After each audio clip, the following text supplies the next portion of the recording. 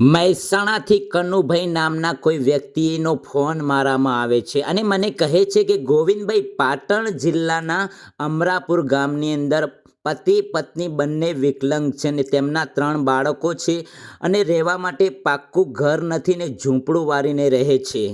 ત્યારે હરેશ દાદા અમેરિકામાં રહે છે। એમને હું ફોન કરીને કહું છું કે હરેશ દાદા, અમરાપુર ગામની અંદર પતિ પત્ની વિકલાંગ છે અને 3 બાળકો છે, તેમને રહેવા માટે ઘર નથી અને છાપરું વાળીને રહે છે। તેમની આર્થિક પરિસ્થિતિ હું ખુદ જોઈને આવ્યો છું અને ખૂબ નબળી પરિસ્થિતિ છે। ત્યારે મને હરેશ દાદા કહે છે કે ગોવિંદભાઈ, તમે ત્યાં જજો અને આ પરિવારની તપાસ કરજો। ત્યાર પછી હું અને મારા બધા જ મિત્રો સાથે આ પરિવારની મુલાકાત કરવા માટે આવું છું।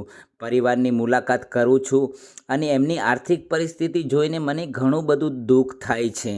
પતિ પત્ની બંને વિકલાંગ છે અને કોલસાની ભઠ્ઠી પાડીને પોતાનો પરિવારનું ગુજરાન ચલાવે છે।